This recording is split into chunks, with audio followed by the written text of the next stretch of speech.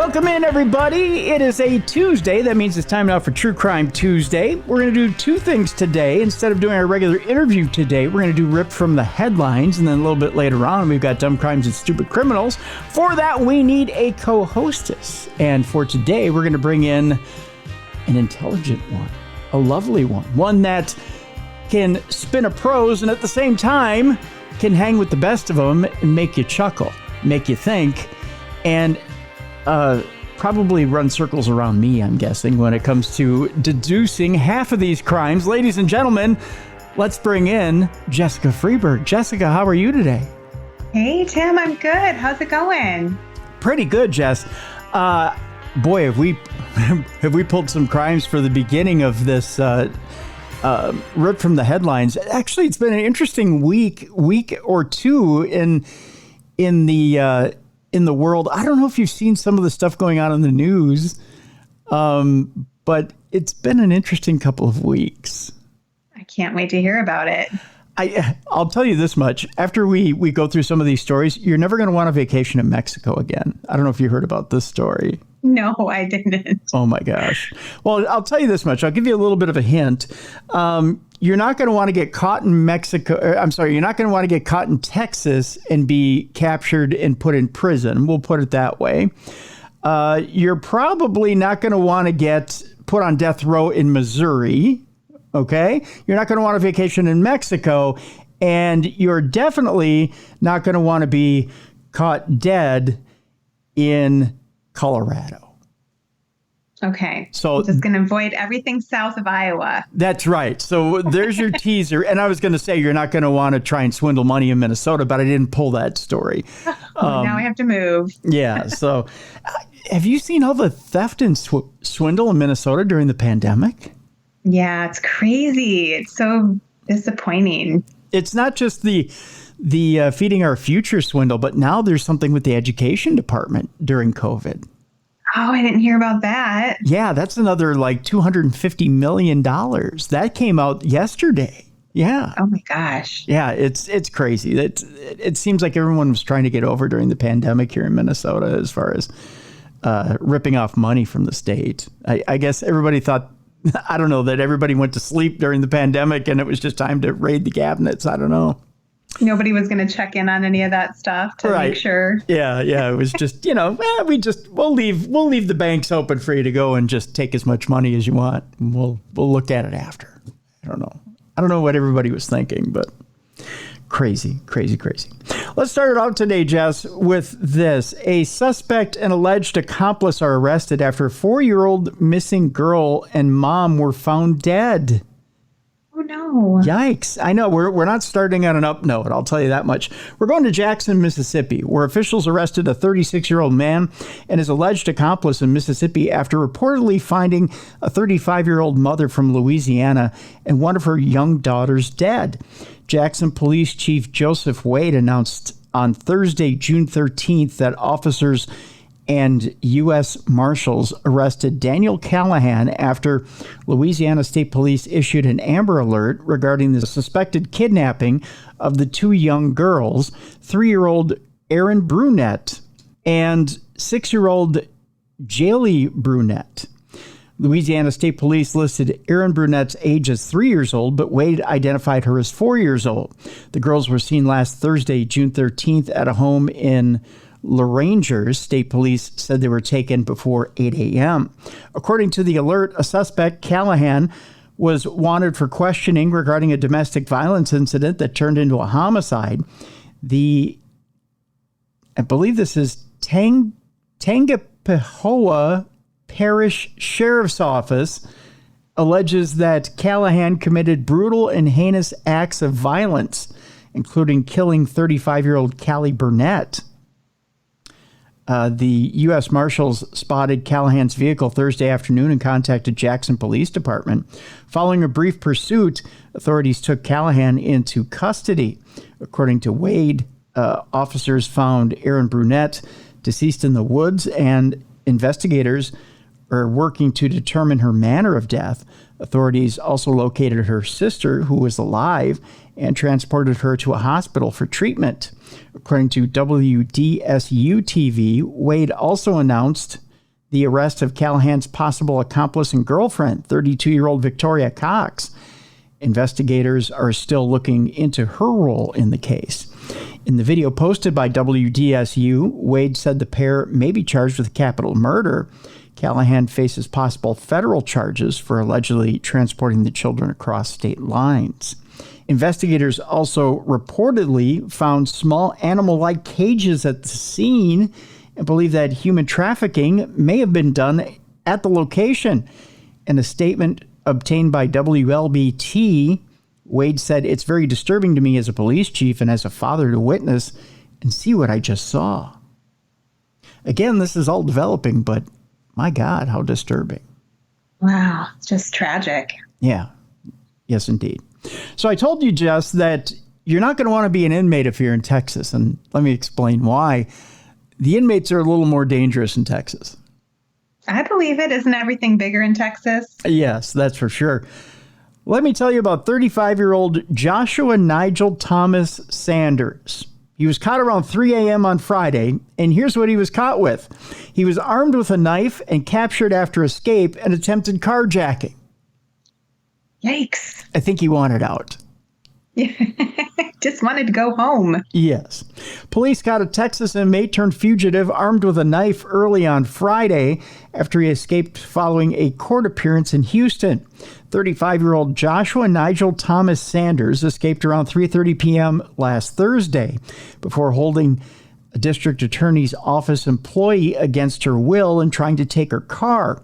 The Harris County, Texas Sheriff's Office said in a statement on X that the 35-year-old Sanders was captured at a property in Houston by the Violent Offenders Fugitive Task Force.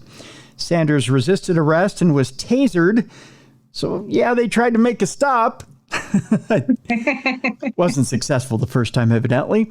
He's currently being treated in a local hospital because of the use of force incident during his arrest. Saul Suarez, major of the Criminal Investigations Bureau at the Harris County Sheriff's Office, said during a news conference early on Friday that he had been detained. Once he is considered well enough by doctors, he will be taken back to the Harris County Jail. Since his rearrest, Sanders has been charged with aggravated robbery for the attempted carjacking and with escaping custody. Police also arrested two other unidentified suspects on charges of hindering apprehension. Both are in police custody and were described by Suarez as criminal associates of Sanders. Suarez said, "At approximately 3 a.m. this morning, our search came to an end when we finally located the suspect around the 1400 block of 4th Street in Houston." He also thanked the public for the large amount of tips that deputies received following the news of Sanders' escape. Assistant Chief Philip Vasquez told a news conference on Thursday that Sanders was able to escape on his way back from court. He accosted a woman during that escape once he got out on the street, and he jumped in her car. She wrecked that car within just a few feet, he said. Sanders got out of the disabled car and ran down the street, and that was the last time that he is known to have been seen on camera, according to Vasquez. The woman was held at knife point and was later released unharmed. She was, of course, shaken up, but she was not injured, according to Vasquez. The woman was leaving work at the building when the incident occurred. Sanders was described as a transient and was in custody on 3 counts of burglary and 1 count of unlawful possession of a weapon by a felon. "We truly believe we'll run him to the ground," he said. The sheriff's office asked for any assistance from the public in searching for him at the time. Again, he is in custody. Investigators believe that Sanders had a knife during the escape, but Vasquez didn't specify where it came from. Anywhere, once he got outside the jail, is where he could have procured it. An investigation into how the escape occurred is underway. So there you go. I got a picture here of our escapee for you there, Jess. There you go. Oh, he just looks like a easygoing kind of guy. I mean, he's 35 years old, but he looks like a kid, doesn't he? He does. I mean, doesn't he have some face tattoos and? Yeah, he's got the typical jail accoutrement, if you will, right? Yes, yeah. Yes. He does look young, like a baby face. He does have kind of a baby face. Yeah. Just happens to be covered in tats. That's right. So we go from one incident at a Texas jail to a tale of, I don't want to say mistaken identity, but mistaken prosecution in Missouri. There's a man in Missouri who's being set up for an execution date, but even the prosecution in Missouri is saying this man didn't do it. He shouldn't be executed. But the governor in Missouri is still going through with it. Republican Governor Mike Parsons has refused to grant Marcellus Williams a pardon, even though there's DNA evidence saying he's innocent. That's not good. No. The Missouri Supreme Court has set an execution date, which is September 24th at 6 p.m. for defendant Marcellus Khalifa Williams, despite prosecutors insisting that he's completely innocent. It's not the first time that 55-year-old has faced execution. On two separate occasions, Williams' execution was halted to conduct further investigation and DNA testing. The results, including DNA on the murder weapon, show no connection between him and the crime. So he's innocent. I mean, if there's that level of doubt, you shouldn't be executing him. Now it seems, Jess, the state's Republican governor is refusing to free a man who prosecutors say is innocent, setting the stage for him to be put to death for a crime that he does not appear to have committed. On August 22nd, 2017, hours before his scheduled execution, former Missouri Governor Eric Greitens enacted a stay and ordered a board of inquiry to look into Williams' case. Last June, the new governor, Mike Parson, lifted the stay and dissolved the board, claiming that another 6-year delay would defer justice and leave the victim's family in limbo. Or just create another victim if he didn't actually commit the crime. That's right. So the Governor Parson, just simply wants to get this thing going because he just wants some sort of justice to be served, and then let's just move on with our lives. That's kind of terrifying. That is, isn't it? The governor ignored the findings from the report created by the 5-member board put in place by Greitens. This board was established nearly 6 years ago, and it is time to move forward, the governor said. Easy for him to say. I guess, right? He can sleep well at night and eat just fine at the table, I guess. Wow, that is actually bananas. That is. That decision came despite evidence that Williams never should have been convicted based on the claims of a jailhouse informant and an ex-girlfriend who was herself seeking to avoid prison time. No physical evidence has ever presented or been presented that linked Williams to the crime. In a court filing earlier this year, the Office of St. Louis County Prosecuting Attorney Wesley Bell said there was no way that Williams was in fact the killer. According to the filing, 3 DNA experts each has independently concluded that Mr. Williams excluded as the source of the male DNA on the handle of the murder weapon. So he was nowhere near it.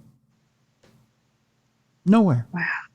Williams, who has always maintained his innocence, was originally convicted in 1998 after being accused of breaking into the home of Leisha Gale, who's a social worker and one-time St. Louis Post-Dispatch reporter.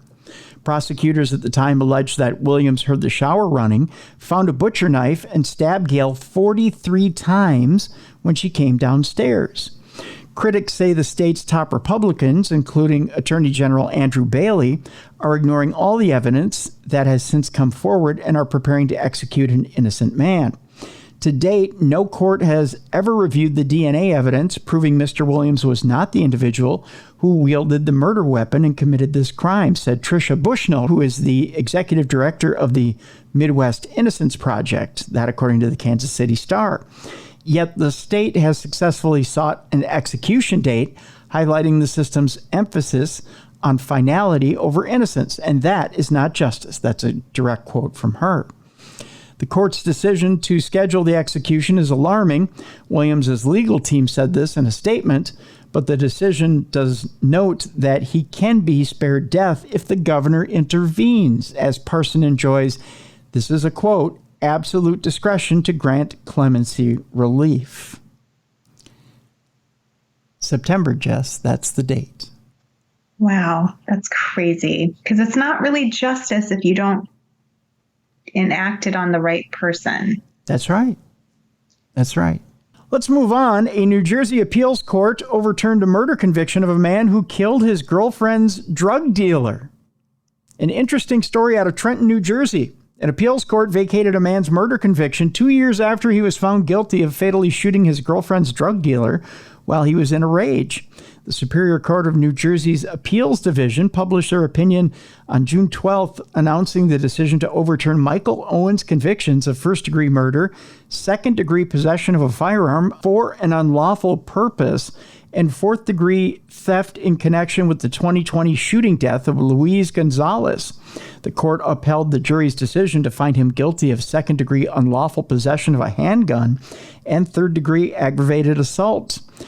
On July 17th of 2020, the Hamilton Township Police Department received a call about a domestic incident between Owens and his girlfriend, who was only identified as M.L. Owens.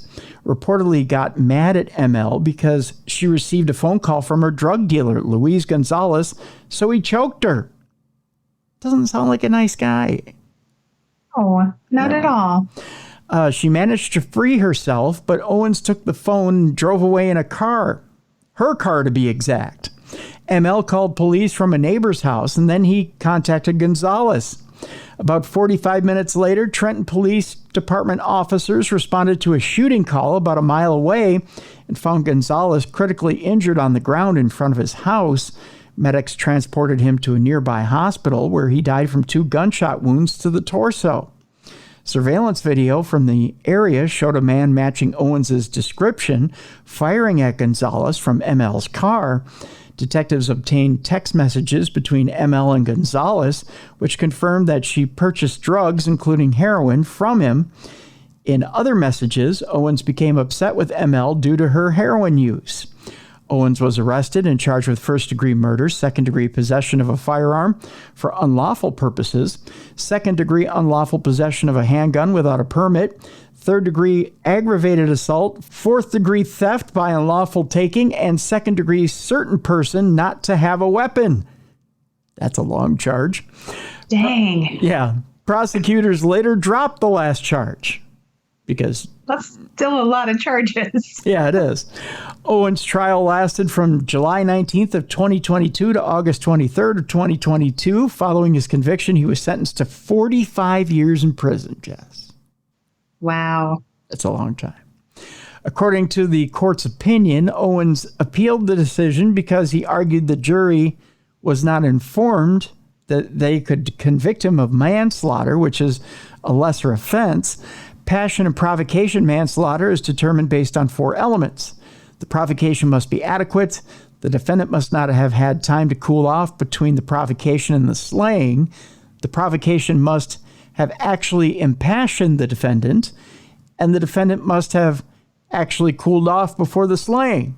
Now, a previous court ruling determined a trial court has an independent obligation to instruct on lesser included charges when the fact adduced at trial clearly indicate that a jury could convict on the lesser while acquitting on the greater offense. You may say, Tim, what does that mean? Well, it just means this, that the jury wasn't well informed. They should have been informed that they could have brought the charges down to manslaughter, and they didn't. So Mr. Owens can appeal. Yeah, they always get to appeal, right? Yep. It's kind of part of the process. The opinion said that Owens finding out about his girlfriend's heroin use struck the core of his romantic and familial relationship with ML and their minor child. So he went after the drug dealer. Hence the appeal. He definitely had a little time to think about what he was doing, though. So it couldn't be a crime of passion, right? Because isn't the Not true. The caveat? Not true. If you have time to cool down, then you shouldn't do it. If he had time to cool down, but he acted on emotion. I guess. Yeah. One of the appeals court judges dissented in the ruling, including saying Gonzalez did not provoke Owens and that Owens had time to cool off before the shooting. He agreed with you, Jess. Yeah. Well, it seems like he had to kind of like hunt him down. He had to like look for him. So there's plenty of time during the process of trying to find him. You would think. To reconsider your actions, but. See, you should be a judge. I think you've got a good head on your shoulders. I think that. Too much responsibility, Tim. That's right. That's right. You're right on that. Let's move on. A Washington man is found not guilty by reason of insanity for his wife's fatal stabbing as part of a quote-unquote prophecy. Oh, my. We're about to get into our realm, if you will, my friend. We go to Vancouver, Washington, where a man will likely spend the rest of his life in a state-run mental facility for stabbing his wife in 2021 in order to fulfill a prophecy. Clark County court records show that Michael Murrah was found not guilty by reason of insanity for killing his wife, Monica Murrah, who also went by the name Star. The Columbian reports a judge subsequently required Murrah to be sent to Western State Hospital and not have any contact with Star Murrah's family, including their son. If he got convicted, he could have been sentenced to life in prison without parole. Judge Susan Clark said, "It's not a popular decision. Star Murrah lost her life, and I'm sure many of you will feel this is not justice. But sometimes the job I have is not to make the most popular decision, but to make a decision on the basis of the law." On November 7th of 2021, Murrah reportedly went to his estranged wife's home and attacked her while their 8-year-old son was also in the house. According to KOIN TV, yes, Jess, that's Coin TV. For those of you who remember those in the pizza parlor, Vancouver Police Department officials responded to her residence and found Michael Murrah standing outside with a knife. He was arrested and charged with aggravated first-degree murder. Coin reports 3 experts testified about Murrah's mental state, and they all confirmed he was experiencing psychosis. However, they did not reach a consensus on his actual diagnosis. Court records cited by KOIN say Murrah admitted he stabbed someone who he identified as Star Beast and that he did it to fulfill a prophecy. Yeah. Star Murrah filed for divorce in August of 2020. Around the same time, KOIN reports that Murrah went to therapy for hallucinations, hearing voices, psychosis, and religious delusions. A month before she filed for divorce, Star Murrah reportedly attempted to get a restraining order against him. According to KOIN, she noted in the petition for the restraining order, Michael has threatened suicide during arguments. One time he even grabbed a large knife and sat outside our bedroom, threatening to kill himself. I'm terrified if he does. What if he kills me and our son also? The court denied her petition for a protective order because there was reportedly not substantial evidence of domestic violence. I hate that so much. Ugh. I don't get that. No, I don't either. I think I'm sorry, go ahead. I'm sorry. I was just going to say that just makes my heart sink. I think anytime somebody feels like they're in danger from somebody, even if there's mental illness there, I think there should be some separation. Yeah. What's the point of not granting it to her? Just give it to her if it makes her feel better and she's afraid. The Columbian reports Star Murrah's sister told Murrah in court, "The pain you caused our family will never subside. We will always be here to remind you of the pain you caused. You will never have peace, just as you tried to take our peace away." The founder of the National Women's Coalition Against Violence and Exploitation, Michelle Bart, spoke after the court decision and alluded to the protective order that was denied. She said, "If we don't use the tools that we have put into place, what good are they? Our tax dollars pay for that stuff. And if they're not being used to save a life, why are we doing this? Why are we here?" Bart continued, "The family has had to fight almost 3 years of this because somebody in this building did not listen to a victim of domestic violence that asked for help. That is why we're here today." I can't argue it.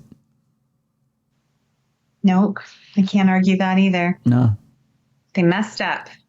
Yeah, most definitely. It's a sad story, that's for sure. Very sad story indeed. Tell you what, we're going to take our break right here. When we come back, we'll go to Atlanta, where a man in extreme mode reportedly hijacked a bus and killed the passenger. Oh, no. It's an interesting story. Most interesting indeed. We're going to talk about a former ICU nurse who is arrested on suspicion of replacing fentanyl with tap water. Why that hospital is not the one you want to end up in.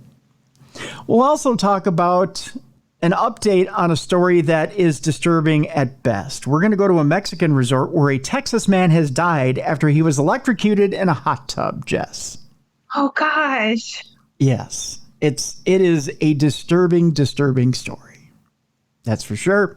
And we're going to tell you why you don't want to end up dead in Colorado. There's a coroner who says he won't pick up bodies if he's not paid more. You're just going to have to lay there for a while and get eaten by the buzzards. Well, that's cheery. We'll cover that all next. It's ripped from the headlines right here on a special True Crime Tuesday on the best in true crime podcasting right here on Darkness Radio. Welcome back to Rip from the Headlines right here on the best in true crime podcasting. This is True Crime Tuesday. I'm your host, Tim Dennis. Right over there is Jessica Freeburg. Jess, we go to Atlanta now, where a man in extreme mode reportedly hijacks a bus and kills a passenger. I'm going to ask you, I'm going to hold up the picture of this guy. Does that guy look like he would hijack your bus? No, he looks innocent. Right? I'm telling you, it's getting harder and harder to tell who the good guys and the bad guys are. You just never know anymore, Tim. You're Right. not wearing a T-shirt that says I'm the bad guy. That's right. This guy just doesn't look like he looks like the guy who would stop and probably help you change a tire. I don't know. Yeah, he looks like a nice guy. Yeah. A convicted felon is facing over 30 charges for allegedly hijacking a bus, killing a passenger, and leading police on lengthy pursuit through multiple counties. According to the Atlanta Police Department, on Tuesday, June 11th, at 4:30 p.m., officers responded to Ivan Allen Jr. Boulevard Northeast regarding a possible hostage situation and gunfire on a bus. The bus drove off. When police arrived, the suspect, Joseph Greer, allegedly held the driver at gunpoint and ordered him not to stop. Atlanta Police Chief Darren Shearbaum said in a press conference that one of the 17 passengers on the bus made the initial call, but it quickly disconnected. Police received a second 911 call from a passenger's family member who said there had been a hijacking and individuals were being held hostage. Soon after, another passenger was able to contact police, and that call remained open for the remainder of the incident. The bus was ultimately stopped in DeKalb County, and the passengers were safely able to exit. Atlanta police said they found an adult victim with a gunshot wound, and he was transported to a nearby hospital in critical condition. That victim died from his injuries. In an update, Atlanta police announced they were charging Greer with 1 count of murder, 14 counts of aggravated assault, 14 counts of kidnapping, hijacking a motor vehicle, possession of a firearm during the commission of a felony, and possession of a firearm by a convicted felon. Shearbaum said in the press conference that Greer has been arrested 19 times, many of which involved the use of a handgun. Wow. He's been arrested 19 times. He's a badder guy than he looks like, that's for sure. That's for sure. According to the Georgia Bureau of Investigation, Greer got on the bus at approximately 4:20 p.m. and started 4:20 p.m. He should be calming out with a joint, not taking a bus. He started arguing with a passenger at that point. The passenger allegedly pulled out a gun, and Greer took it from him before threatening other people on the bus. Greer allegedly shot the passenger and ordered the bus driver to flee the scene while threatening passengers with the gun. During the pursuit, the bus traveled through Gwinnett and DeKalb counties and hit multiple police cars in the process. The bus sustained a flat tire and continued to drive. The GBI said a Georgia State Patrol trooper used a rifle to shoot at the vehicle's engine compartment to cause a malfunction. Not long before the hijacking, Greer was interviewed by WXAI TV regarding a shooting at Peachtree Center Mall, which police said was not connected. He said early in the interview he has bipolar disorder and was in the middle of a manic episode. He admitted that to a TV station. Wow. Crazy. I mean, not literally, but you know what I mean. Literally, yes, literally. He also alluded to not being able to own a gun because he's on parole. Right now, I'm in an extreme mode, he said. Oh. I guess he was. Wow. Yeah. I guess he was. Yeah, that's one way to describe it. Yikes. Someone else who was in an extreme mode is a former ICU nurse who was arrested on suspicion of replacing fentanyl with tap water. My God. That can't be good for you. No, it's not good for the entire hospital. Danny Marie Schofield, who worked at Asante Rogue Regional Hospital in Oregon, faces 44 counts of second-degree assault. That is amazing. A former intensive care unit nurse has been arrested for allegedly swapping patients' pain meds with tap water. This according to police in Medford, Oregon. Danny Marie Schofield faces 44 counts of assault in the second degree, charges that reflect the total amount of patients that this investigation revealed to have been affected by Schofield's criminal actions. That according to the Medford Police Department, and they said that in a statement. Assault in the second degree charges are filed when an individual intentionally or knowingly causes serious physical injury to another. That according to the statement. The arrest comes nearly 7 months after officials at Asante Rogue Regional Medical Center, a 378-bed hospital in Medford, contacted police with concerns about a growing number of central line infections among patients. Central lines are tubes put into large veins to administer medication. I'm shocked. I was trying to figure out, like, what would the consequences of having water put into your veins have? But it sounds like it's not good for you.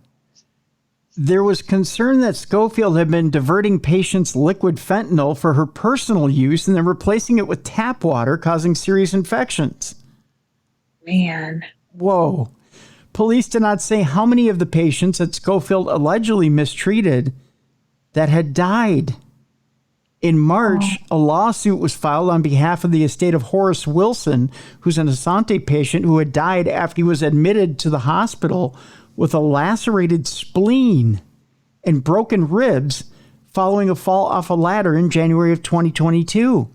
The lawsuit alleged that while hospitalized, Wilson's pain medication was replaced with non-sterile tap water, introducing bacteria into his bloodstream that led to his death. Oh, that's so sad. Yeah. The lawsuit named both Asante and Schofield as defendants, accusing them of negligence. Neither responded to requests for comment at the time.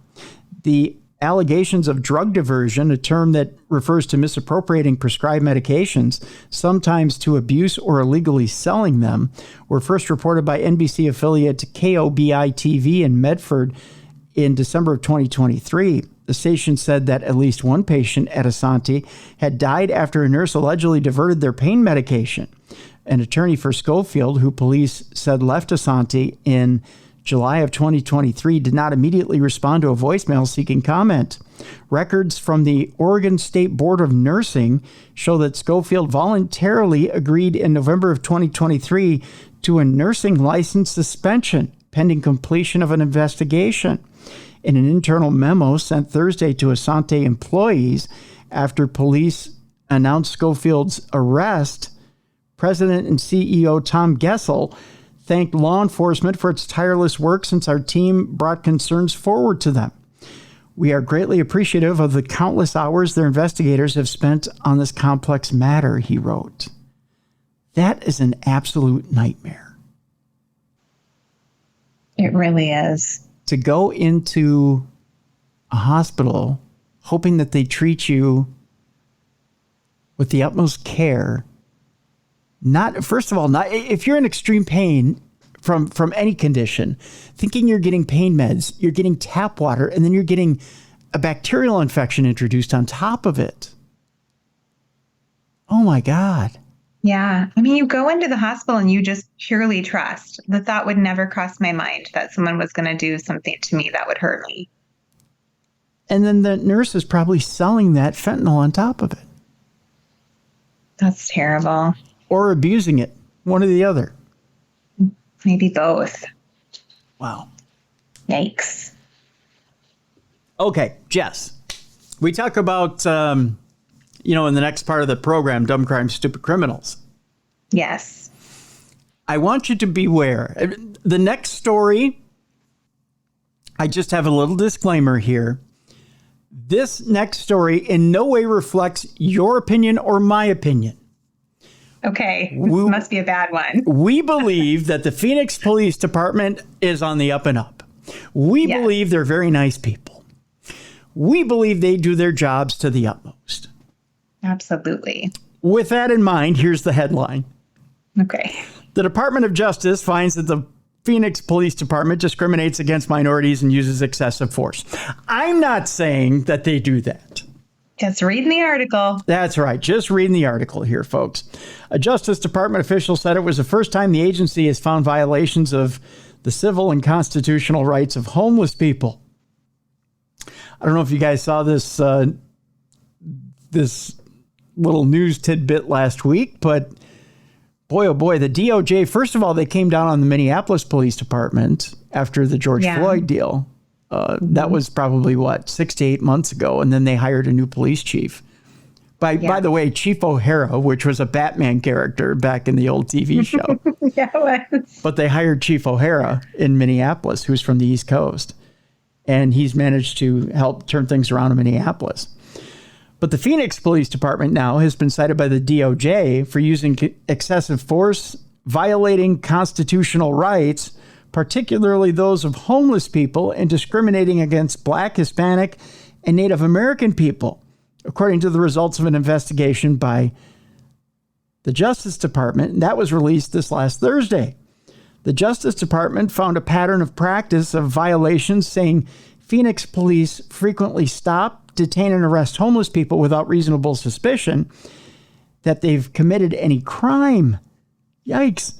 The city and its police department also seize and destroy the property of homeless people without providing adequate notice or fair opportunity to collect their belongings. That, according to the Justice Department. The findings were announced by Assistant Attorney General Kristen Clark, who oversees the Justice Department's Civil Rights Division. The finding is historic, Clark said. This marks the first time that the Justice Department has found violations of the civil and constitutional rights of people who are homeless. We can spin this positively, Jess. All right, let's do it. You ready for this? Yes. I think I have the right button here. Congratulations, Phoenix Police Department. You set a precedent. See? You're the first ones ever. Yay! Yay! Way to go! Yay! Way to be the first one to pick on the homeless. Oh, that's so sad. I don't know. The police department referred requests for comments about the findings to the city. They didn't want to tackle that deal. Mayor Kate Gallego said the city had received the report at the same time as the public, which wasn't good. Yikes. No time to prepare. Yeah, I think they did the same thing to Minneapolis, too. They just kind of sprung it. They never give you lead time to deal with these deals. They're just going to come in and slap you. Listen, guys, you suck. That's right. City Council will meet this month in executive session on June 25th to receive legal advice, better understand the report, and discuss next steps, Gallego said in a statement. I will carefully and thoroughly review the findings before making comment. Clark acknowledged that homelessness is a challenge in Phoenix, and it is in many cities across the country, saying that the city's homeless population had nearly tripled in the last decade. Over-policing of the homeless has become a central pillar in the police department's enforcement strategy, she said. In fact, 37% of all the department's misdemeanor arrests and citations were of the homeless people. Oh, wow. 37%. That's a lot. Yep. She added the behavior is not only unlawful, but it conveys a lack of respect for the humanity and dignity of some of the most vulnerable members of our society. Clark said that the police department also discriminates against Black, Hispanic, and Native American people when enforcing the law, and that the officers are disproportionately targeting communities of color.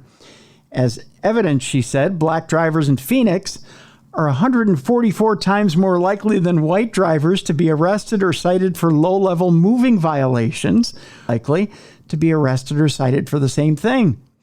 Phoenix police are also enforcing drug and alcohol offenses more severely against Black, Hispanic, and Native American people more than against white people, she said.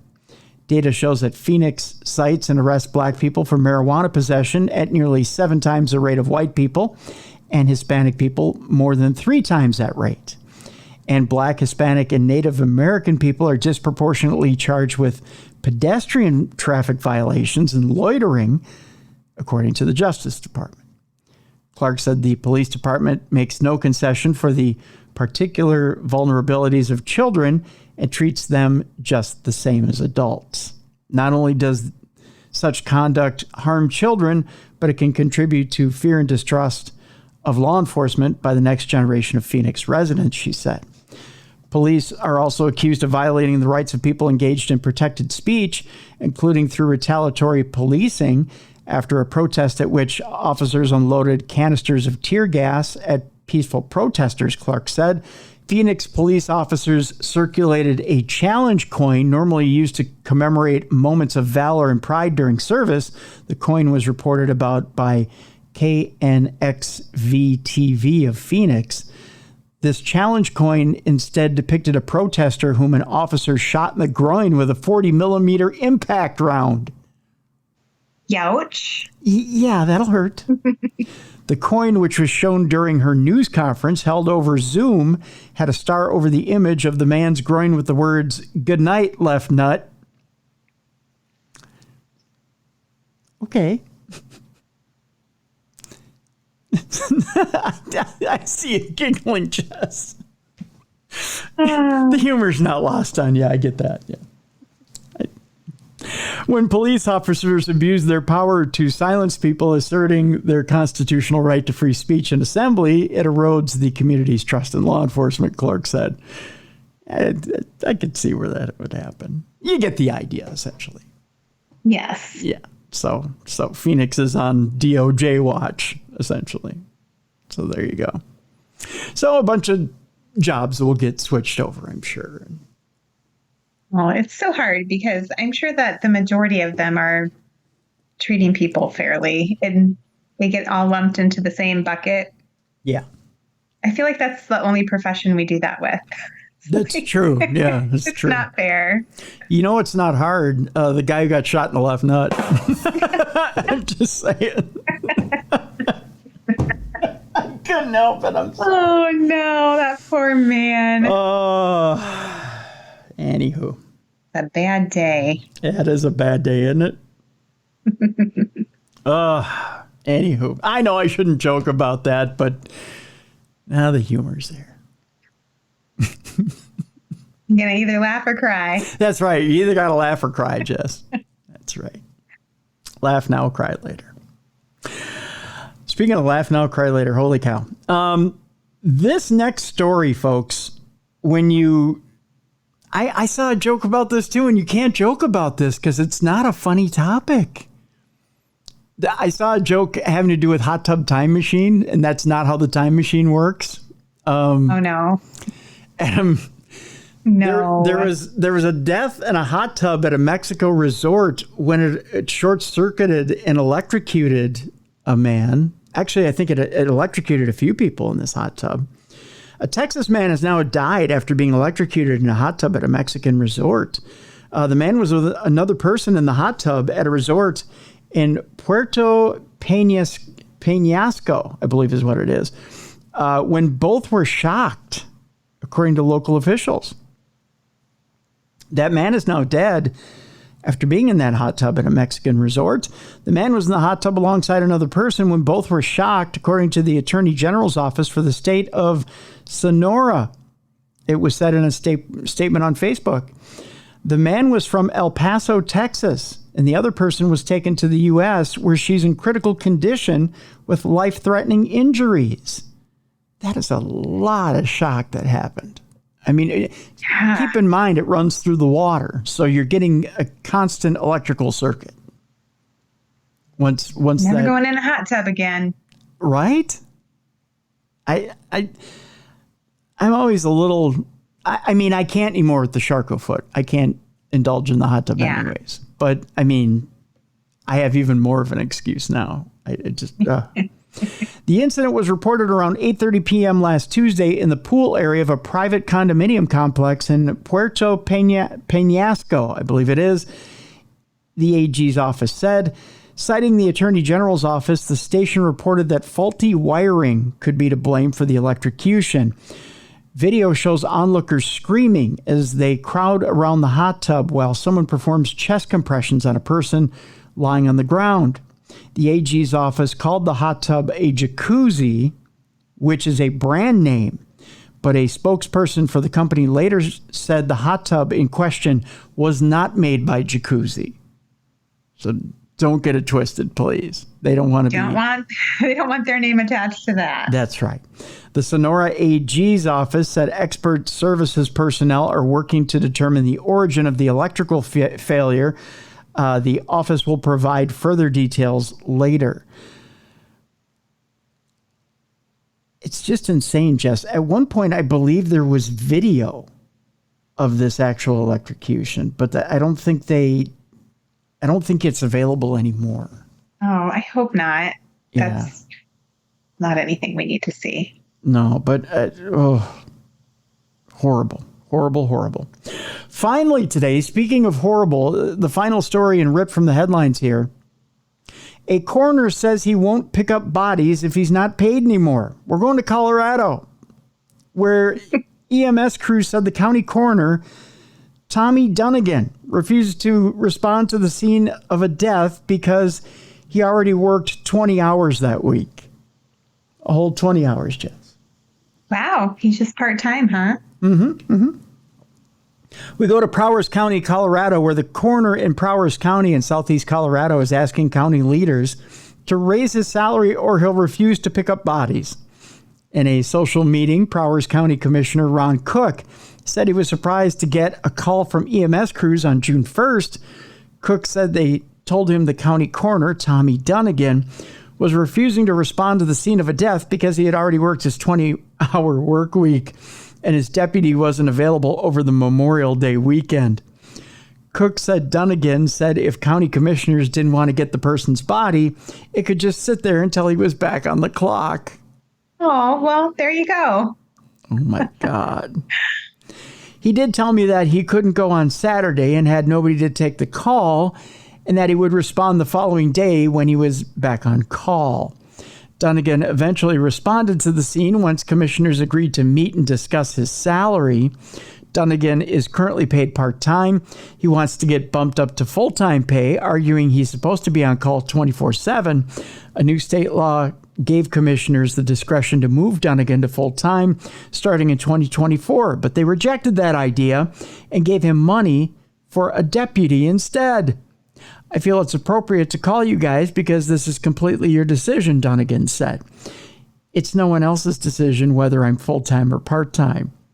Under state law, commissioners can't amend the coroner's salary again until 2026. Dunnigan said he's considering suing the commissioners and he wants Prowers County to pay for his attorney. How do you like them apples? Don't die in Colorado. They're just going to throw a blanket on you. That's right. They're just going to, it's kind of like Philadelphia. They just leave you right there on the sidewalk. Leave you under the sheet. We'll come get you Monday. That's that. And with that, as stupid as that sounds, it's time now for us to lighten things up a bit. It's time now for Dumb Crimes and Stupid Criminals. It's Crayon News story time.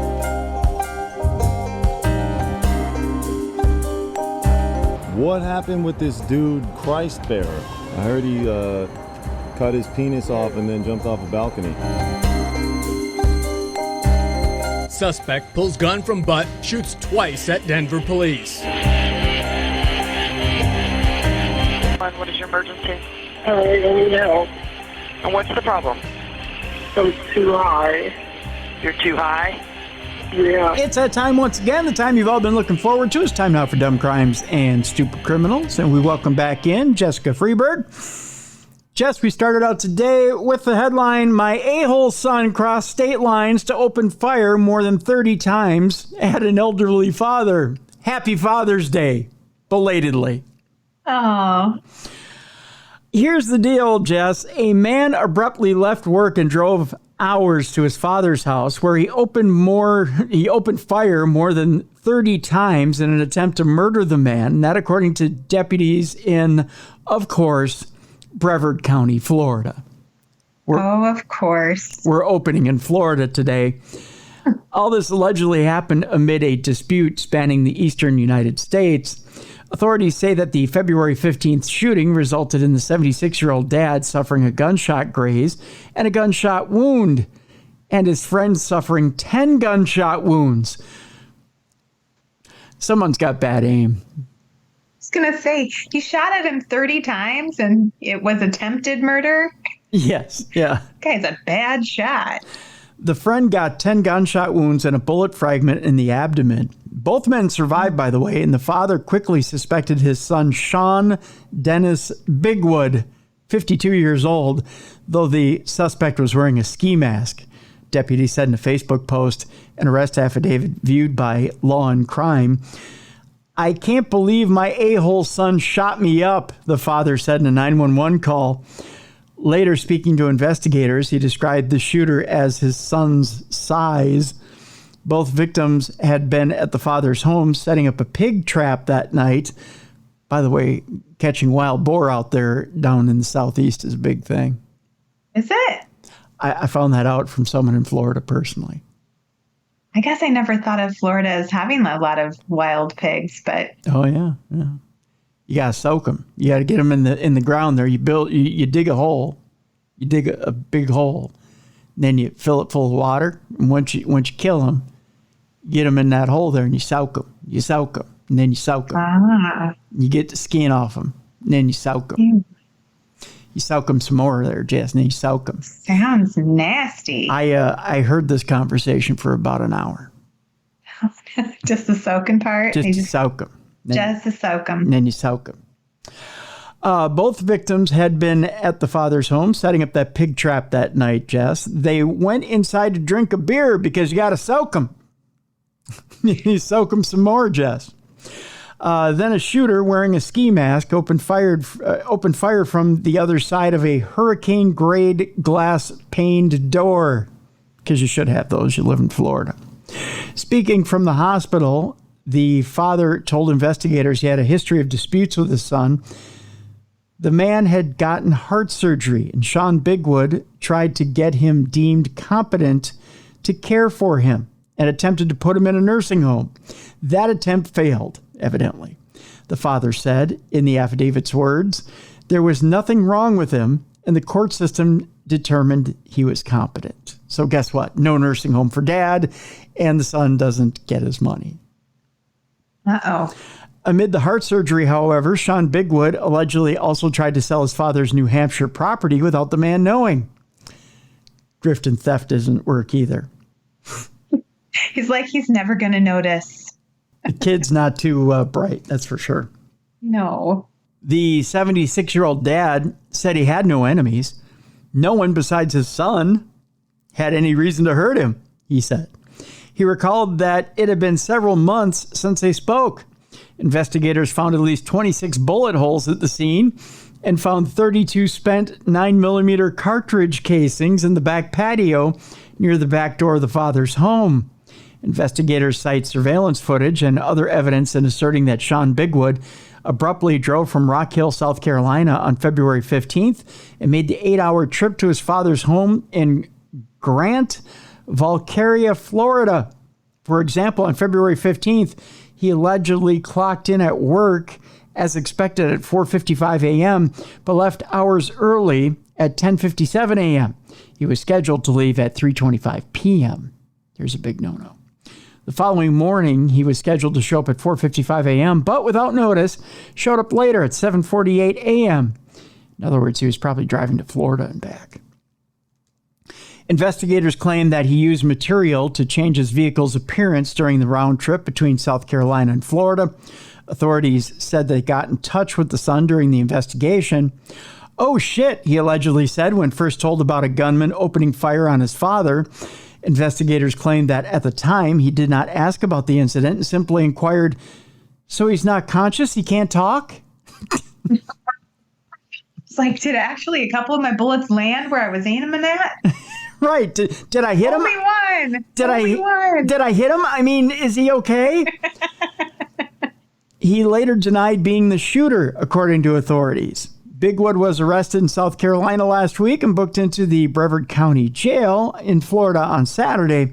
Charges are 2 counts of attempted premeditated murder with a firearm and a count each of burglary with a battery and armed burglary of a dwelling. His arraignment is set for July 2nd. So there you go. That's how we open up Dumb Crime, Stupid Criminals today. You don't want to try and off the old man if you've been trying to steal from him. No. And if you're going to, be a better shot. Right. Yeah. You probably want to sight in that gun before you try and off him. We go to Kentucky, Jess, where Kentucky State Police investigators believe a fatal Saturday shooting last week on I-71 was self-defense. We go to Carrollton, Kentucky, where Kentucky State Police investigators know who pulled the trigger in a fatal shooting on I-71 in in Carroll County on Saturday, but have no immediate plans to make an arrest. The reason being is because they believe the shooting was likely a case of self-defense. Kentucky State Police received a request to assist on a road rage incident just after 7 p.m. on June 8th, according to a news release from State Police. During the initial investigation, it was determined that 2 cars driving on I-71 got off an exit 43 on KY 389. I just like saying KY 389. At that time, police said one of the drivers was on the phone with Carroll County Dispatch, reporting that the other driver was displaying a firearm. As the 2 cars were traveling on Kentucky 389, the incident escalated and shots were fired. One driver, now identified as 63-year-old Daniel Schaus of Carrollton, Kentucky, was hit by the gunfire and died from his wounds. The second vehicle passed the first vehicle, at which time we believe the second vehicle brandished a firearm, said Kentucky State Trooper Chad Johnson. Investigators said Schaus had a gun, and they're treating the shooting as a case of self-defense. Johnson said the man who shot... Say this 10 times. Johnson said the man who shot Schaus remained at the scene. That's a tongue twister. That is. He was on the scene when law enforcement got there, Johnson said. Law enforcement has been able to interview him and talk to him, and he's been cooperative the entire time. Police said both men were in their vehicles when the shots were fired. Johnson offered advice for drivers who find themselves in a possible road rage incident. He said it's important to make space. You need to slow down, let another vehicle go down the road and get off at an exit. But most importantly, make space. No charges have been filed, but the shooting remains under investigation by Kentucky State Police Post 5. The case will be sent to the Commonwealth Attorney's Office. So let me get this straight, Jess. In Kentucky, 2 men are in a road rage incident. They both draw weapons. This is kind of like 1800s Kentucky here. One man fires at another man. The other man fires back and hits. He pulls over and does the gentlemanly thing and calls 911. Kentucky State Police come out and go, "Good shot, brother." And that's it. There's no charges. There's no nothing. That's it. Wild, I guess. I mean, there's no manslaughter charges. There's no murder. There's no nothing. There's nothing, Tim. All right. I guess that's how they do it down south. You just get to protect yourself, I guess. Huh. However that looks. You can't stand your ground. You're rolling. I mean, right? That's wild how different it is in every state, though, right? I mean, if you did that in Minnesota, you'd be in a lot of trouble. Oh, yeah. Yeah, you're getting manslaughter charges at the very least. I mean, murder too? I don't know. But you're getting something. I don't get it. I don't get road rage at all. Like, I just don't understand getting so bent out of shape about anything that happens on the road. Oh, I get it. You do? Do you get road rage? Oh, I do. Yeah. Oh, I never do. I do. When someone's going 52 in the left lane, I want to slam my car into their rear end and drive them into the right lane. It is annoying. I get it. I get road annoyance, but I don't ever get rageful. But I'm not at the point where I want to take the bat I carry in the back of my van and beat them senseless. Hanging out your window, smashing in the side of their car. Right. No, I mean, it's not like that. But I mean, I get severely annoyed. I mean, it's just, I'm not going to do anything to them, but it's just, it's so maddening that, Just feeling it all bubbling up inside. Oh, nothing pisses me off more.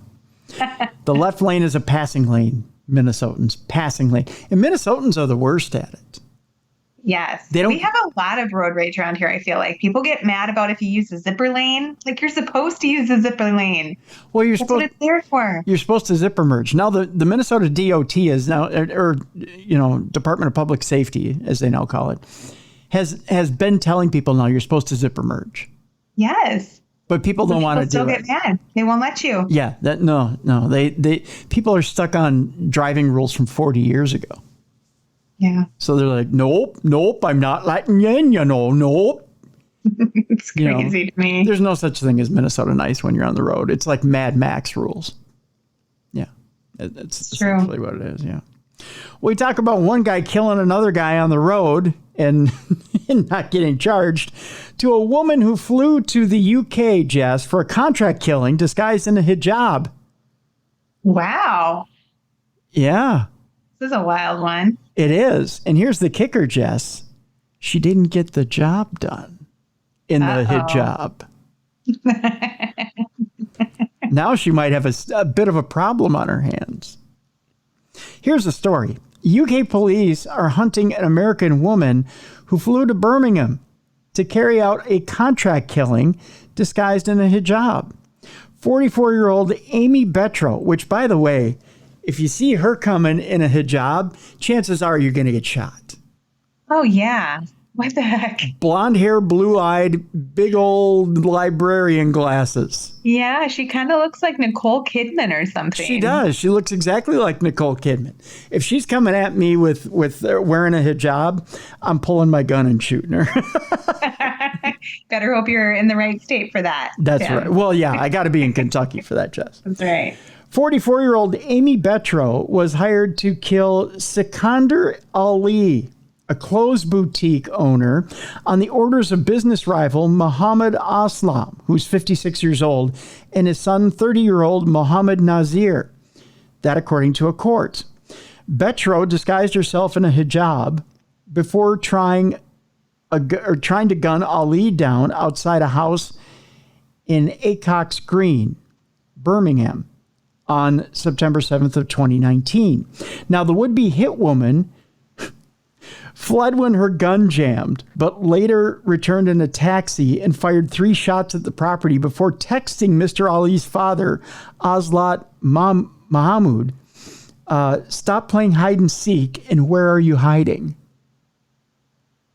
She's got balls. She does. Do you think this is her first hit?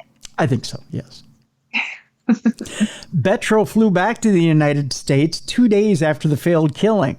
Nazir and Aslam were found guilty of conspiracy to murder on Monday after Birmingham Crown Court heard they had held a grudge against Mr. Ali's family following a violent dispute at his boutique clothing store in Birmingham on July 21st of 2018. Now, The efforts to find Betro continue. In other words, you just can't fire 3 shots, go back to the U.S., and think all is good. Right? Can we get back to life as usual? Nah.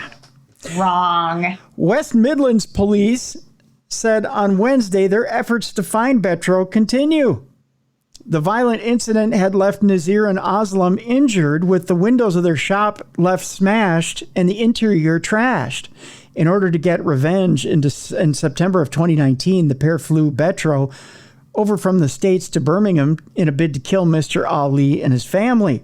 On September 6th, Nazir and Aslam traveled from their home in Derby to Birmingham City Centre, with Nazir spending more than 2 hours in Birmingham's Rotunda Hotel with Betro. Birmingham Crown Court heard how Betro, disguised in a hijab, arrived at the Acox Green property in a Mercedes shortly before he pulled up in an Audi. Kevin Hegarty, KC, prosecuting, said, as he did, the would-be assassin came from the driver's side of the Mercedes. As she left the Mercedes, she left the driver's door open. She walked quite calmly towards Sikandar Ali and was pointing a gun at him at head height. As she got closer to Sikandar Ali, he saw her and he saw the gun, and she pulled the trigger to fire the gun at him. Mercifully and luckily for him, the gun jammed. He got away with it. Yeah. Or she got away with it, one or the other. Mr. Hegarty said Mr. Ali rapidly reversed his car and drove off at speed while Betro abandoned her Mercedes nearby. Jurors heard Betro had bought the Mercedes from a dealer in Birmingham after flying from Chicago to Manchester via Atlanta on August 22nd, 16 days before the shooting. The next morning, she took a taxi to the house in Measham Grove and fired 3 shots at it before ordering the driver to take her to a McDonald's in Bordesley Green. No one was hit. Betro later sent Aslat Mahamud a text saying, "You want to rip me off? You want to be a drug kingpin? Go look at your house. I will show you. Watch your back. I will be shedding blood soon." Ooh. Damn. Again, the grapefruit's on this one. Mr. Mahamud replied, "What are you talking about? I'm a family man. I've never sold drugs in my life." Betro fled back to the U.S. 2 days later. West Midlands police, with the assistance of Derbyshire police, were able to piece together Aslam and Nazir's involvement in the attempted assassination through their phones, CCTV, and financial investigations. Nazir was found guilty of conspiracy to murder and possession of a firearm with intent to cause fear of violence on Wednesday, June 5th. He was also found guilty of perverting the course of justice and illegally importing firearms over a plot to bring guns into the country and then blame it on another person to frame them. According to a tip-off to police, the guns had been sent by Betro from Illinois. Aslam was found guilty of conspiracy to murder. He was cleared of a firearms offense. The pair will be sentenced on August 9th. Now, Detective Inspector Matt Marston from West Midlands Police said Aslam and Nazir were determined to take revenge following a fallout where they were injured. The lengths they went to in trying to make sure they weren't implicated in pulling the trigger are immense. A police spokesman added, "The fact that nobody died as a result of Aslam and Nazir's actions is through nothing other than sheer good fortune. As a police service, we will do everything we can to target those who aim to bring these weapons into our community and bring them to justice." Kind of an interesting story, Jess. Kind of a wild one. It sounds like a movie. It does, doesn't it? It sounds like the perfect script. It does. We should write that and get rich. And have Nicole Kidman star in it. I know. Yeah. It'd be perfect. She would be the perfect one, wouldn't she? We go from one story with a gun to another story with a gun, one with a female assassin, the other with a guy who, believe it or not, from Arizona, who wanted to gun down black people at a Bad Bunny concert to start a race war. Oh. This is the ultimate in dumb crime, stupid criminals. Very helter-skelter of him. Yes, I think, yeah, you're right. He did take this directly from Manson. An Arizona man allegedly plotted to gun down black people at an Atlanta Bad Bunny concert in an attempt to spark a race war ahead of the presidential election. That's right. 58-year-old Mark Adams Prieto was indicted Tuesday, nearly a month after he was arrested over the alleged plot, in which he planned to murder as many black people as he could with semi-automatic rifles that he'd bought through cash deals or trades to avoid detection from gun regulators. He was outed after a source he'd recruited to participate in the massacre notified FBI agents, leading to a months-long investigation that ended after he attempted to recruit an undercover agent to join the mass shooting. You know, these tricks never work, kids. No, not only is Mark an a-hole, but he's an idiot. That's right, yeah. Most of them are. Yeah. Prieto believes that martial law will be implemented shortly after the 2024 election and that a mass shooting should occur prior, the source told the FBI Phoenix, according to the affidavit, adding that he was ready to kill a bunch of people. That's a quote. He allegedly decided to target Atlanta because he believed black people had gathered there and turned it into a hotbed of crime. Holy stereotype, Batman. Right. Right. Well, he's going to have a lot of fun in prison, I think. He's going to make a lot of friends really fast. He really is. Yeah. Yeah. Especially when he throws that one out there in the middle of the courtyard. Yeah. Here's the quote. The reason I say Atlanta, why is Georgia such a effed up state right now? Is his quote. When I was a kid, that was one of the most conservative states in the country. Why is it now? Prieto allegedly told the source. Here's the other quote. Because as the crime got worse in LA, St. Louis, and all these other cities, all the racial slur moved out of these places and moved to Atlanta. That's why it isn't so great anymore. And they've been there for a couple of years, he said, that according to the affidavit. Prieto recruited the source over the course of 3 gun shows where they spoke extensively and bought and traded guns for use in the shooting, eventually bringing the undercover FBI agent into the plot. He allegedly decided to target a rap concert because he believed it would draw a concentrated gathering of black people and advised his supposed conspirators to wear hoodies. God, he's so out of touch. When they infiltrated the crowd because he said the outfits would not draw attention in such a setting. Oh, my. He said, we're going to fight back now, and every whitey will be the enemy across the whole country, Prieto allegedly said, explaining how he wanted to leave Confederate flags at the scene and shout, KKK all the way, and no mercy, no quarter. Oh, my gosh. What a raging scary is there are probably more people that think like him. Prieto allegedly went so far as to plan to stash the guns near the concert before traveling across the country to carry out the shooting, and targeted concerts scheduled for either mid-May, June, or July, including one where Bad Bunny was expected to perform. I don't know how to tell him this, Mr. Prieto, but Bad Bunny has a multicultural audience, and he raps in Spanish. Oh. You're going to end up killing a lot of Latinos and white people. And white people. There's a lot of white people that go to Bad Bunny concerts. Just a lot of white teenagers. Yeah. A month later, Wow. he was arrested on May 14th and admitted to investigators that he had talked about carrying out a mass shooting. However, he told agents that he did not intend to go forward with the attack. And sure, right, now that he's in custody, I wasn't going to do it. I mean, like, for real. Like, for play is what I was going to do. Yeah. These are all squirt guns. Yeah, just talking big. Yeah, that's all. Just talking like a psycho. Not really a psycho. Yeah.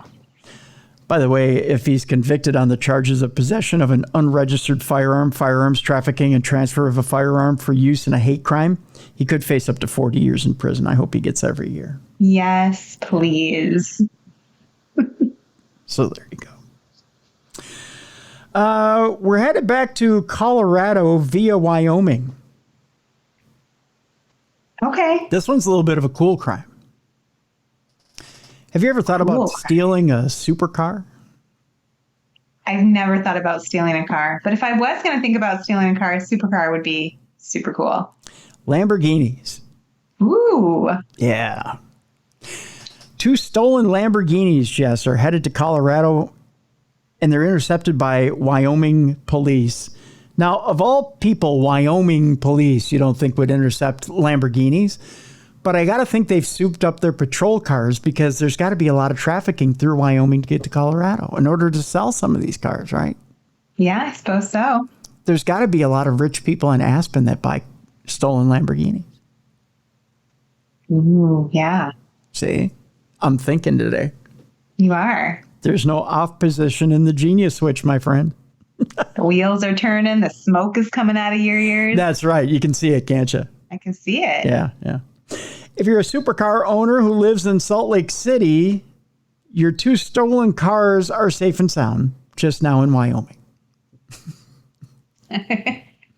According to Wyoming Highway Patrol, troopers in the Rawlins area of Wyoming learned of 2 exotic vehicles headed east on Interstate 80 that were coming from Salt Lake City. Neither Lamborghini was authorized to leave Utah, according to the Wyoming Patrol. Luckily for the car's owners, Rawlins is located off I-80 in Wyoming, and troopers moved quickly to stop the cars. On Monday, that's last Monday, the Wyoming Highway Patrol shared that thanks to tracking devices located in the supercars, yes, they all have tracking devices, by the way, they were able to locate and safely stop the 2 cars. One of the cars was traveling at speeds over 100 miles an hour, which isn't going to throw the insurance agents. Just saying. As of Monday, the cars had been seized by Wyoming troopers, and both drivers were taken into custody. I'm going to show you one. I'm not thrilled about the color of this one, Jess, but... Oh, well, I mean, you'll notice it. That's for sure. That's like what is that? Is that a lime or is that a very high color yellow? It's kind of like what you use to highlight your books with when you're studying, right? That's a highlighter yellow, isn't it? Yeah, I think so. I mean, I'd ride in it if you got it. We could go cruising. Well, you're going to get caught in that one, right? If you're stealing it and you're going 100 miles an hour, you're just asking to get caught. But even if you buy that one and you're out on the highway and you're doing like 85, you're getting pulled over. Oh, for sure. For sure. Mm-hmm. Without a doubt. There's no way around it. Right. Our next story, Jess. Now, we just dealt with a stolen car. It's not good to drink and drive, but evidently, according to the state of California, it is good to drink and teach as opposed to drink and drive. Oh, okay. Yes. So by all means, drink them if you got them and then go teach the youth of America. I mean, as a former teacher, I have considered spiking my drink with something, my coffee with a little something to get through the day, but I've never actually done it. If you're teaching in California, Jess, little Baileys in your coffee and go to work. That's okay? Yeah. Have a Moscow Mule or 2. Ooh. And then go double fisted. That's right. And then go teach the youth of America, evidently. Got one in my right hand and one in my left hand, and I'm ready to teach. And then one in the middle. I mean, just line them up on the desk. It is not illegal to teach drunk. This, according to the state of California, as charges are dropped against a 2nd grade teacher accused of being intoxicated in class. 2nd grade? How is 2nd grade that bad? I mean, you've never had to teach 2nd grade. I have to admit, when I taught high school and then I subbed for a little bit and I got down to the 2nd graders and 1st graders and they all were crying about people cutting in line. I'm like, why are you crying? What is happening? I've had those days, though. Yeah. I mean, they wouldn't drive me to drinking, though. No. No charges will be filed against a Northern California 2nd grade teacher who police said was teaching with a blood alcohol content level 2 times the legal limit to drive. God. Yeah. How could you even talk? Well, you could talk, but I don't know. And maybe the kids understand a little bit better. I mean, it's that age where, it could be entertaining. All right, kids, it's time to do the alphabet now. Here's the deal. Here's the deal. 2 plus 2 is who gives a fuck. Really? I mean, come on. The teacher was arrested for DUI and child endangerment on the morning of October 2nd while teaching at Nuestro Elementary in Live Oak, an hour north of Sacramento, after a coworker reported her being possibly drunk. She was jailed and an investigation was launched, but Sutter County District Attorney Jennifer Dupre said Monday her office declined to prosecute the case. Dupre said, according to CBS Sacramento affiliate KOVR, it's not illegal to teach drunk. That's wild to me. I know. The teacher drove to school that day. Deputies said she failed a field sobriety test and her blood alcohol content was nearly twice the legal limit of 0.08. Nearly 2 hours after the authorities had first contacted her. But prosecutors said they couldn't prove she drove drunk. Oh, gosh. During the investigation, it could not be established that Munson was under the influence when she drove to school, as opposed to drinking only after she arrived there, Dupre said in a Facebook post. Additionally, the requirements for child endangerment cannot be met, as there was no specific information indicating that the children in Munson's class were placed in a position where their persons or health were endangered. The mere potential that a situation could arise is sufficient to meet the requirements under the law. While the district attorney's office agrees that it is highly inappropriate to teach while intoxicated, it is unfortunately not illegal. Okay, well, cheers. Next, it's smoke 'em if you got 'em. Just saying. The district attorney added that their position on criminal charges does not impact the district's decision on the teacher's employment. However, Superintendent and Principal Baljinder Dillon did not immediately respond to a request for comment from Law and Crime about the teacher's status. She's not listed as a teacher on the district's website. Whoopsie. I think she might have lost her job. You're not going to get arrested, but you are going to get fired. Yep. Sacramento ABC affiliate KXTV reported that Dillon said in a letter to parents after the arrest that the teacher would not be in the class in place of a long-term substitute. This morning, October 2nd, 2023, law enforcement was called to the school in response for concerns that an employee was exhibiting signs of intoxication. Law enforcement promptly escorted the employee off campus for processing, yada, yada, yada, and then went on to say that a long-term substitute will be in the classroom until further notice. If your child is in the classroom, or if your child in the classroom was impacted by this staffing change, you'll be notified. Caitlin Conley told KOVR, I thought it was crazy. I think she should have called out of work. I know people have fun weekends, but that was definitely not okay as an educator. It's an understatement. That's a fun weekend that just continued, you know? It's Monday. The weekend's still going. Yep. We're just continuing and continuing. Speaking of not having fun on your weekend, what's the most fun you've ever had at Starbucks? I mean, I usually just go in there and get my drink and maybe hide out and write, so not a lot.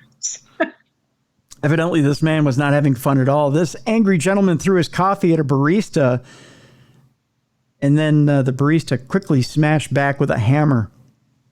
You don't want to mess. You don't want to mess with the baristas at Starbucks.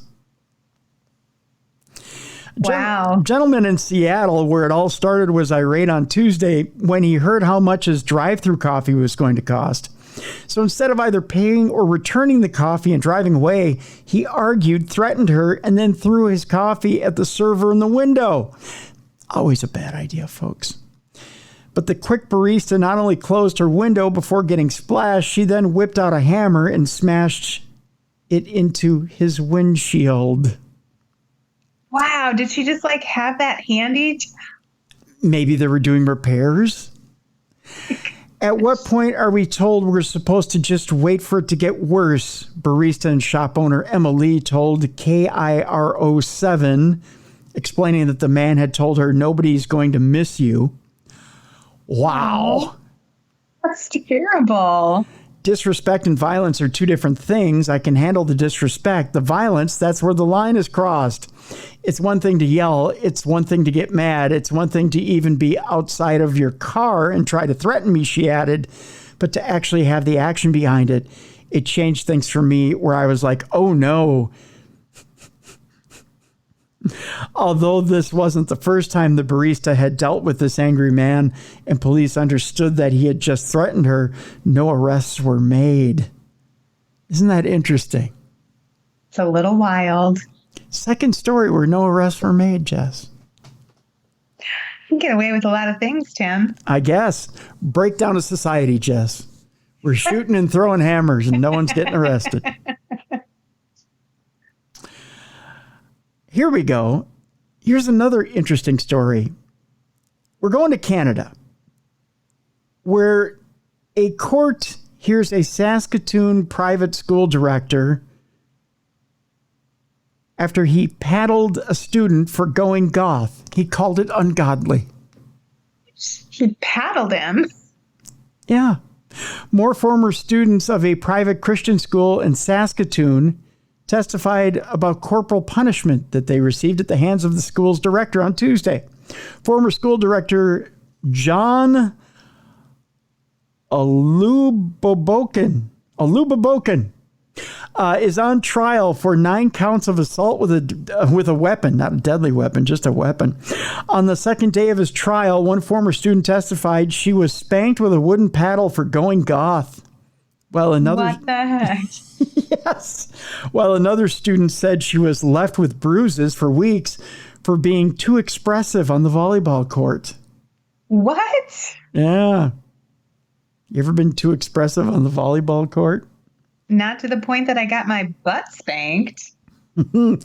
I sense a movie coming on. Former students went to the police in 2021 and 22 alleging they were subject to physical abuse while attending Christian Center Academy, now known as Legacy Christian Academy.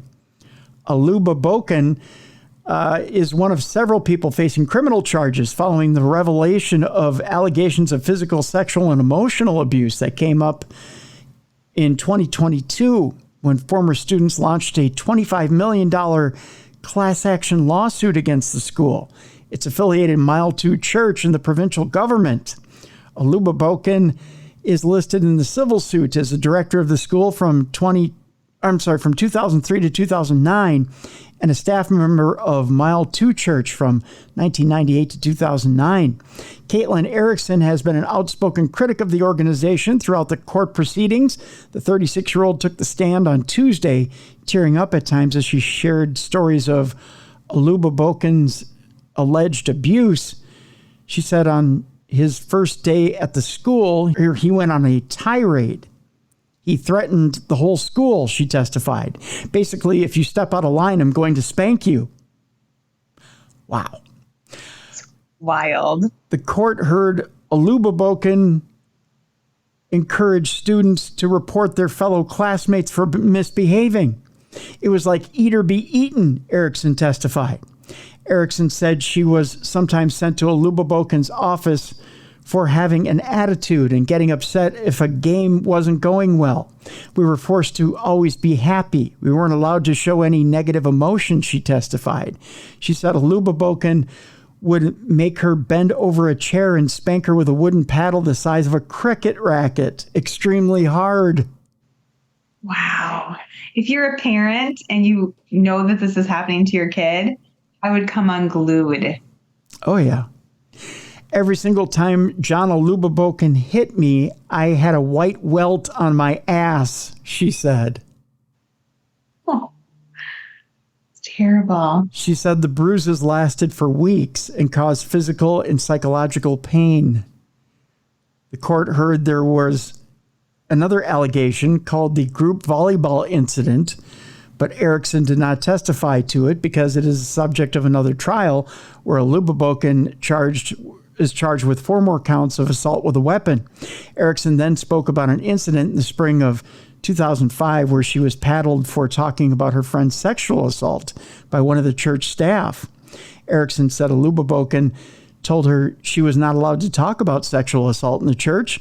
When she was in grade 12, court heard he spanked her so hard that she actually peed her pants.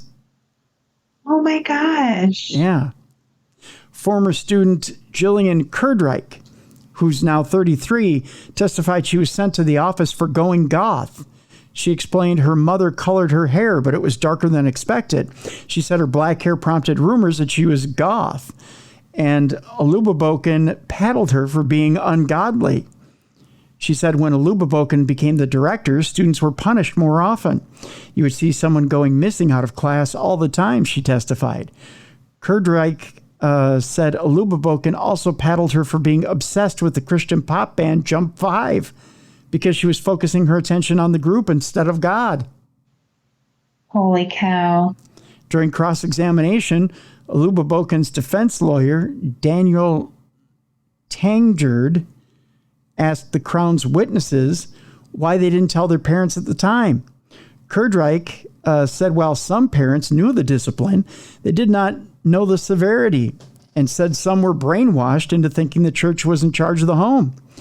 Tangjerd has repeatedly asked the Crown's witnesses why they decided to come forward with allegations at this time. Erickson said she went to police in 2021 after she heard Alubaboken was operating a new private school. She said she had no financial motive, noting that she went to police a year before launching the class action lawsuit. The Crown is expected to call its last witness today.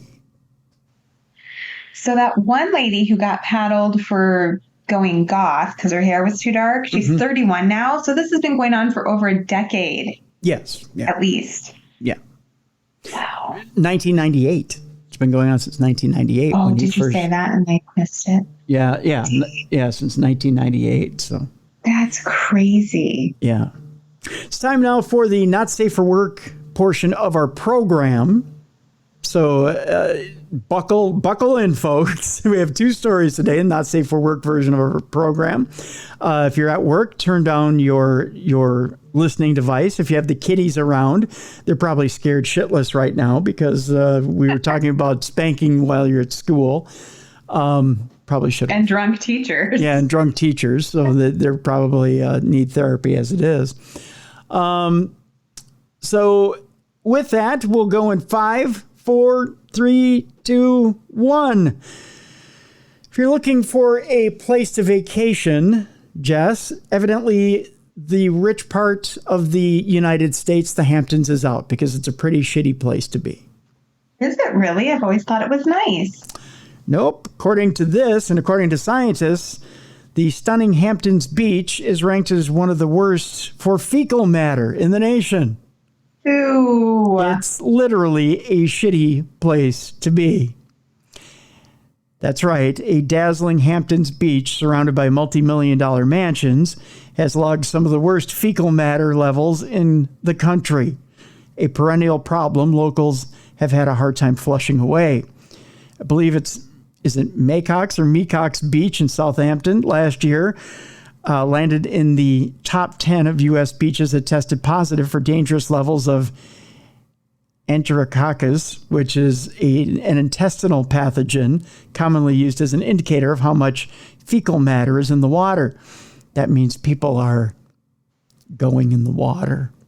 I mean, I get peeing in the water, but you can't just go take a poopy in the water. But they are. Can you?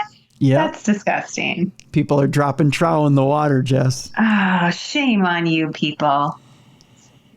Enterococcus levels at Mecox Bay exceeded the amount considered safe by New York State standards in 46% of the tests undertaken in 2023 by the Surfrider Foundation, a water quality nonprofit which samples beaches across the country. It's one of the beaches where we have some of the most concerns because consistently we are seeing high bacteria levels that exceed the safe health standards for recreational water. Surfrider Senior Water Quality Manager Mara Diaz told the New York Post last Wednesday. and it's a place where we see people recreating. Other beaches that fared poorly for crappy water were Imperial Beach in San Diego, Parkview Kayak Launch in Miami Beach, and Nawilwili Stream in Kalapaki Bay in Hawaii. So we won't be going there. Mecox Bay, an inland body of water cut off from the ocean by a spit of land, is home to dozens of gorgeous waterfront mansions, including a 12,000 square foot monster with private dock and ocean access and 220 feet of direct water frontage, listed for sale at $37.5 million. So there's quite a bit going on there. But locals say the bay is the receptacle for a considerable amount of the Hamptons watershed. Nearly all the upland runoff from businesses, farms, and homes packed into the area gathers there. Every time you have a big rain event, you'll have all the water from that whole region filter its way into Mecox Bay, said Scott Horowitz, president of the Southampton Town Trustees, which owns and manages the bay through laws dating back to the 1600s. Compounding the issue are the old septic systems and cesspools that the Hamptons largely depends on, meaning after a heavy rain or even after an excessive lawn watering, tracks of human waste seeps into the bay. Oh, man. That is nasty. That is. All of that pollution ends up entering the bay, Horowitz said.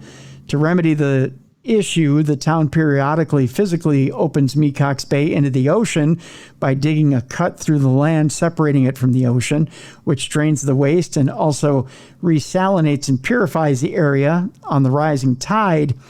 But come April 1st of every year, endangered species like piping plovers and leased terms begin to roost on the land where the cut is made, meaning the trustees need to delay the drainage until the species allow them to. When you get a delay like that, the water quality degrades and it just gets worse and worse and creates problems for the region, Horowitz said, adding that the better job they do protecting birds every year, the worse the problem becomes the next as more come to roost. So the Hamptons has shitty water. Just saying. Wow. So not only is it just waste runoff, but quit dropping trout there at the Hamptons. Just saying. It's a crime.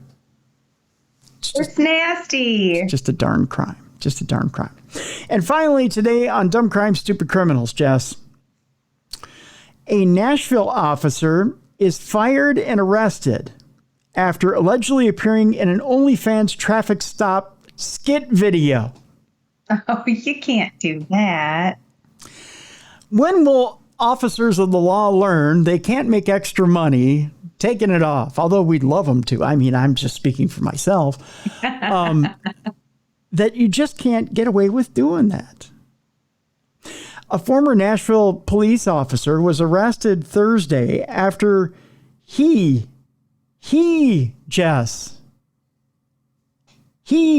allegedly appeared in a risque mock traffic stop skit in an OnlyFans video that was filmed while on duty. Oh, while on duty even. It wasn't worse. It wasn't a she, it was a he. Yeah. Sean Herman was fired from the Metro Nashville Police Department on May 9th, one day after detectives with the Specialized Investigation Division discovered the video and identified him as the man in it. So these guys have nothing better to do than to watch OnlyFans videos and look for cops. That's a job at the department. I guess it is. He was arrested at his home on 2 counts of felony official misconduct. How embarrassing. 33-year-old Herman was allegedly wearing his uniform in the video and was seen from the chest down. Do you need to do some homework on this, Jess, to verify that this was the actual case? I'm Googling it right now. Are you? Okay. In the skit, he allegedly groped the exposed breast of the female driver. The video was filmed on April 26th in a warehouse parking lot in the Madison area while Herman was on duty as a patrol officer. A police spokesperson said Friday that the woman in the video and the person who filmed it were not employees. Herman was employed with the department for 3 years. A judge set his bond at $3,000. Really? Online jail records show that he was released this last Friday. Can you imagine being in lockup, former cop? What are you in for? Yeah, no. I'm a cop and I pulled out my nightstick on OnlyFans. Just saying. Well, it's probably why they made his bond so low, so he'd just get out of there. Yeah, just get out. Go home. Get out of here, you mook. Go home and make more videos. Just don't use our uniform. And don't do it when you're on the clock. How about that? Or on the clock without an L. Ah, See what I did there? I see. Yes. Yeah. Love it. Oh. So that does it for Dumb Crime, Stupid Criminals. So, Jess, we're getting closer and closer to deadline for those 2 new books. Oh, why'd you have to say that? Now my heart's beating fast and I'm starting to sweat. We do, however, have links in the description of this program so you can pre-order them. Yes. Wonderful. Yeah. I love it. Yeah, so there you go. Check out the description of this program so you can pre-order those books from Jess. You can do that as well on her website, jessicafreeburg.com. You got, well, what did you, I should have asked, did you have big plans over the Father's Day weekend? Just going to hang out and barbecue. Yeah. That's just how we roll. There you go. We know we built that patio, so we have to use it. Yes, yeah. Now that you've invested the money there. All right. Well, coming up tomorrow on the big show, Supernatural News. And then Thursday, Nicole Strickland is with us again, as we'll be talking about one of her books. So, yeah, we got a big week this week here on the program. So there you go. That is Darkness Radio this week.